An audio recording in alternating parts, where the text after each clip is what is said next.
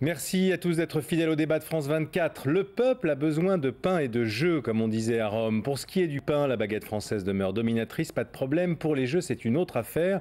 En France, l'État considère qu'il s'agit d'une affaire trop sérieuse et surtout trop juteuse pour être laissée à qui que ce soit d'autre pour s'en occuper. Les caisses de l'État engrangent d'ailleurs environ 6 milliards d'euros par an en taxes sur ces jeux, sur une vingtaine de milliards qui restent de bénéfices pour la Française des Jeux et le PMU, qui sont les deux plus gros, disons, organisateurs de jeux en France. Depuis des années, les sociétés privées et étrangères, comme notamment bwin, qui est basée à Gibraltar, ou Unibet, le Suédois, tente vainement de se faire une place au soleil français. Unibet vient d'ailleurs d'être empêché de participer comme sponsor au Tour de France. L'État s'accroche à son magot en accusant de manière plus ou moins directe les autres d'être des émanations mafieuses ou de pratiquer du blanchiment d'argent.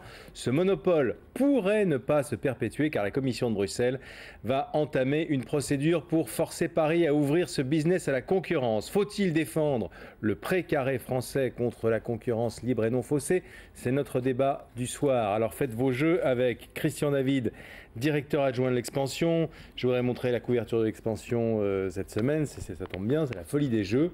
Pas seulement cette affaire-là en particulier, mais le fait que les Français jouent de plus en plus. Voilà, on en parlera aussi. Ali Laïdi de France 24, Intelligence économique, son magazine. Jérôme Bertin, avocat du France Poker Tour. Tout à fait. Et Christian Calbre, responsable marketing sportif à la Française des Jeux. Vous avez déjà étudié votre réplique à la Commission de Bruxelles ? Déjà, on a un bon dossier, parce que je crois que c'est une affaire qui ne vient pas de commencer là. C'est un sujet qui est important depuis qu'Internet est apparu. Puisqu'en fait, c'est Internet qui a un petit peu changé les domaines en créant de nouvelles frontières, de fausses frontières. Et donc aujourd'hui, le débat, le sujet qui est vraiment en jeu, c'est pas du tout le monopole. C'est vraiment comment est-ce qu'on va traiter l'arrivée d'Internet et puis comment est-ce qu'on va gérer le problème des jeux en ligne. Pour l'instant, la réponse du gouvernement français, c'est l'arrivée d'Internet, c'est d'interdire le marché français aux nouveaux arrivants. C'est un peu, c'est brutal, quoi. C'est la réponse du gouvernement français, mais c'est aussi la réponse de gouvernements beaucoup plus libéraux, comme les gouvernements américains, aux États-Unis et australiens, par exemple, qui estiment que le jeu est un secteur tellement sensible, tellement propre à générer des dérives d'ordre public, comme le blanchiment que vous avez cité, ou comme la criminalité, ou d'ordre social, c'est le jeu excessif, qu'il faut le protéger de manière très sérieuse. Alors on va revenir sur ces contradictions, mais on vous dit souvent, si socialement ça peut être dangereux le jeu, alors à ce moment-là, pourquoi est-ce que l'État organise des jeux, quoi ? Vous voyez, c'est... Alors le jeu existe dans tous les cas, que ce soit de manière clandestine ou pas. Donc les États ont en général à peu près tous estimé qu'il valait mieux essayer de le contrôler pour le gérer au mieux et pour essayer de vraiment le réguler. Alors, est-ce que vous pouvez nous expliquer votre dossier, vous ? Alors, le Poker Tour, c'est un rapport avec Unibet, je crois. Voilà, tout à fait, le France Poker Tour. Alors, dans le France Poker Tour, effectivement, le poker en lui-même ne pose pas de problème puisque c'est un championnat de France totalement gratuit. Ce qui a posé problème et ce qui continue à poser problème, c'est le fait que cet événement soit sponsorisé par Unibet, un bookmaker européen. Alors, il faut recadrer effectivement les choses par rapport à ce qui vient d'être dit et à la position de la Commission. Ce que la Commission a voulu rappeler, c'est qu'effectivement, ces problématiques des États étaient tout à fait légitimes.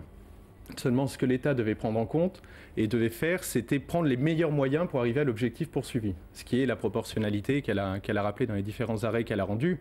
Et c'est vrai qu'il a paru particulièrement contradictoire à la Commission de dire que pour la France, la meilleure réponse pour protéger le consommateur, c'était le monopole, mais en incitant le consommateur à jouer sur la loterie nationale. Je crois que c'est là qu'est l'enseignement à tirer de la décision qu'a rendue la Commission aujourd'hui. Parce que d'une certaine manière, cette affaire-là dont s'est saisie Bruxelles, vous êtes un petit peu à l'origine de ça, non ? Parce que vous avez... Je crois qu'il y a beaucoup de personnes qui sont à l'origine. Effectivement, le France Poker Tour, en étant sponsorisé par Unibet, a contribué à cette décision qui a été rendue. Vous avez cité le Tour de France à juste titre.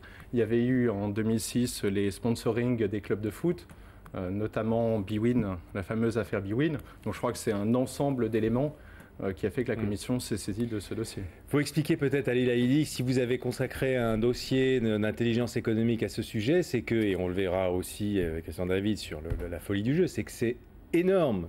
Oui, c'est énorme. Vous avez tout à l'heure cité les chiffres d'affaires, plusieurs milliards de dollars. Et c'est vrai que la France a classé en 2005, via le haut responsable à l'intelligence économique, le secteur du jeu, comme un secteur stratégique pour la France. Il y a à peu près 7 ou 8 secteurs qui sont classés comme ça, stratégie, dont l'armement, les télécommunications sensibles, etc. Donc forcément, on s'est posé la question, pourquoi la France protège les jeux ? Il y a 2 raisons essentielles. La première, on l'a dit, c'est qu'en effet, il peut y avoir beaucoup d'arnaques dans ces jeux-là, et le consommateur peut être arnaqué. Donc il faut le protéger énormément face à ça. Et la deuxième raison, elle est très importante, c'est qu'en effet, on parle de milliards de dollars de blanchiment d'argent. Alors c'est pas seulement le blanchiment d'argent de la mafia ou de différents groupes, etc.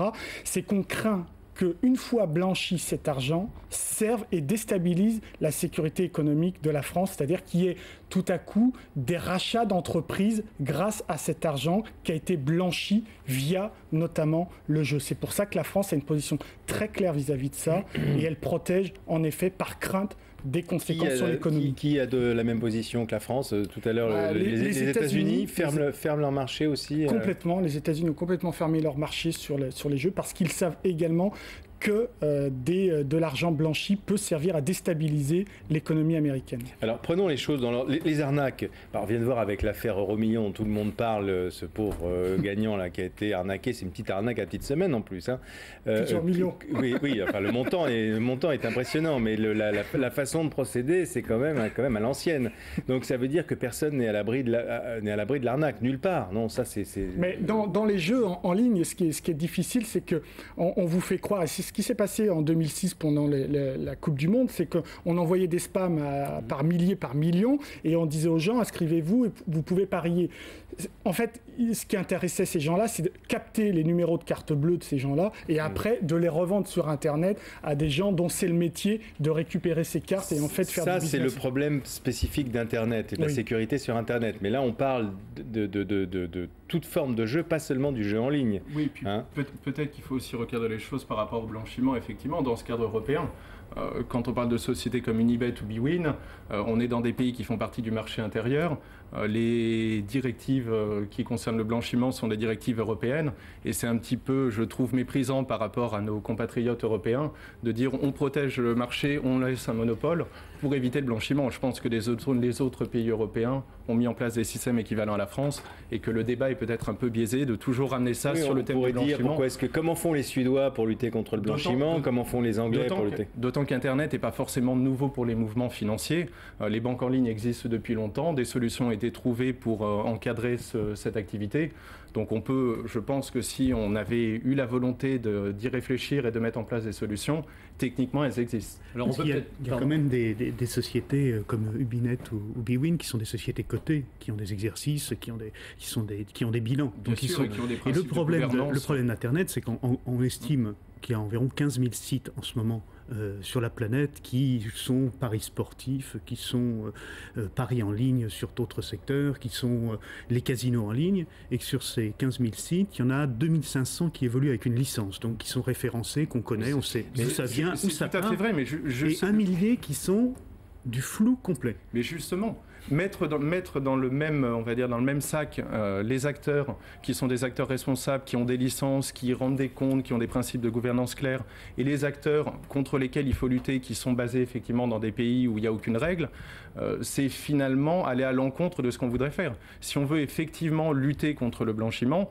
il faut dire, oui, il y a des acteurs responsables, et on travaille avec tous ces acteurs responsables dans une saine concurrence, et on lutte contre les acteurs qui... Mais on sait aussi que la manière dont pratiquent les sociétés qui sont tirées grises est assez étrange, parce qu'en ce moment, on est inondé, par exemple, de spam Magic Casino, recevez 450 € et jouez-les tout de suite.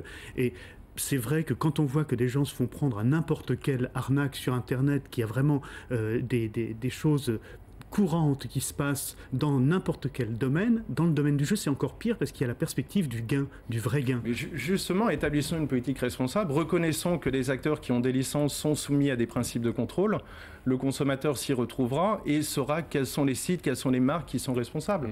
Quand on voit une marque comme Unibet ou bwin, je crois que, encore une fois, c'est un petit peu méprisant de dire mais non, on ne veut pas qu'il soit sur notre territoire parce qu'on lutte contre le blanchiment. C'est effectivement très important de prendre ce dossier à la base et de voir vraiment comment on peut construire l'Europe du jeu en ligne ensemble. En revanche, si on prend le sujet du blanchiment, il faut quand même préciser qu'il y a des différences de législation très fortes entre les différents États. La France, la Finlande, par exemple, ont une législation anti-blanchiment stricte et aujourd'hui, seuls les opérateurs légaux la respectent. Ça veut dire qu'il faut faire une déclaration de soupçon à partir du moment où vous avez un gros gagnant, vous devez faire des déclarations à Tracfin dans certains cas, et ça, aujourd'hui, les opérateurs illégaux ne le font pas. Donc il faut quand même préciser un certain nombre de choses. Bien sûr, mais est-ce que ça justifie le monopole d'État, en fait, de garder ce domaine entièrement dans le giron de l'État? Finalement, c'est un des derniers secteurs qui peine à se privatiser, quoi, au fond. Alors tout est privatisé. On va même privatiser petit à petit l'énergie, mais pas les jeux, quoi. C'est le caractère sensible qui peut le valoir. Alors, il faut vraiment, une fois de plus, ne pas parler du monopole, parce que le monopole, c'est un mode d'organisation, il pourrait y en avoir d'autres, et aujourd'hui, la France a choisi le monopole, d'autres États ont choisi des voies un petit peu différentes, mais dans tous les cas, le caractère sensible, il y a vraiment sans doute urgence à le protéger. Des précisions peut-être par rapport aux jeux en ligne. Aujourd'hui, n'importe qui peut se mettre derrière son ordinateur et jouer au poker en ligne. Oui, tout à fait. Donc de fait, ça existe. Oui, ça existe, mais les enjeux et les sommes consacrées au pari en ligne sont extrêmement importantes. Je crois qu'on estime qu'au poker aujourd'hui, alors que c'est un peu flou comme dispositif, on est aux environs à 400 millions d'euros de chiffre d'affaires des sites de poker. Je crois qu'une entreprise comme The Turf, qui est un peu un concurrent du PMU, qui est basé à Malte, qui est fait par un opérateur et qui a pignon sur rue, a un chiffre d'affaires qui doit être de l'ordre de 100 millions d'euros aujourd'hui. Donc ça, c'est des choses qu'on ne connaît pas. On peut jouer sur des courses de chevaux partout dans le monde, c'est ça? Et en France, on peut jouer sur exactement les mêmes courses qu'au PMU et puis à d'autres. Sauf que ça se passe en ligne. Ça se passe en ligne, comme ça se passe en ligne pour le PMU.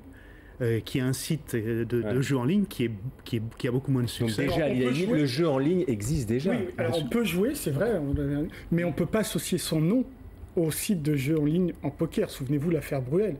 Patrick Bruel interrogé par les RG. On n'a pas le droit. On n'a pas le droit. On n'a pas le droit. On peut être un joueur français, mais on n'a pas le droit d'organiser des jeux quand on est français. Absolument. On peut organiser, mais on ne peut pas le faire à partir de la France. Mais pas à partir de la France, d'accord. Et on peut même pas. On peut. Enfin, la France libre, là, c'est un grand départ. On peut même pas faire de la publicité pour un acteur qui serait légalement établi au sein de l'Union européenne, bien qu'il n'y ait aucune disposition nationale qui interdise cette publicité. Quelle était la demande de France Poker Tour? Alors, puisqu'on voit qu'on peut jouer en ligne aujourd'hui au poker, c'était quoi votre grief en fait? Le grief, au départ, le France Poker Tour n'avait pas de grief. C'est un événement, comme je vous l'ai dit, un championnat de France qui est gratuit. Les joueurs s'inscrivent. Et là, vous parlez en ligne? Vous parlez alors, il y a plusieurs modes de qualification. En tout cas, le France Poker Tour, un événement gratuit. Donc, jamais, le joueur n'a à débourser de l'argent. Bien entendu, cet événement est gratuit parce qu'il est sponsorisé. Et cet événement est sponsorisé par Unibet. Et donc, le France Poker Tour n'aurait jamais rien demandé si on ne lui avait pas demandé de rendre des comptes. Le problème qui s'est posé pour le France Poker Tour est justement le fait qu'il ait été sponsorisé par Unibet, comme c'est le cas pour l'équipe cycliste. On reviendra tout à l'heure sur cette affaire. Au Tour de France. Et le France Poker Tour voulait, comme dans tout contrat sponsoring, pouvoir mettre en avant son sponsor, qui est Unibet. Et ça n'a pas été possible. Il y a eu des... Parce que dans la dernière phase, les joueurs se retrouvent pour jouer réellement, quoi, face à face. Mais il y a une pression très forte, si on parle du France Poker Tour, il y a quand même eu une perquisition qui a été organisée pour saisir du matériel publicitaire. Ce qui, je pense, est une première dans le domaine des jeux. Mais il y a beaucoup de perquisitions en ce moment là-dessus. On a saisi de la publicité, on a pris des bannières, on a pris des jetons parce qu'il y avait un logo Unibet. Alors là, on arrive justement, c'est là que ça renvoie à l'affaire du Tour de France, dont vous avez parlé, je crois, à Leïli. C'est que là, en fait, c'est une interdiction d'exercer appliquée à des entreprises qui sont considérées comme parfaitement légales et qui ont pignon sur rue dans d'autres pays européens. Rappelez-nous l'histoire de Unibet, c'est une société qui est basée à Wimbledon, donc à Londres. C'est une société qui fait à peu près 600 millions de chiffre d'affaires et qui a une croissance équivalente à 40 à 50%. Donc c'est une société qui fonctionne bien et qui s'est dit que pour pénétrer le marché français, rien de mieux que le sponsoring sportif. Et donc ils ont choisi de sponsoriser une équipe cycliste, entre 20 et 25 cyclistes, et pour ça ils déboursent entre 8 et 10 millions d'euros par an.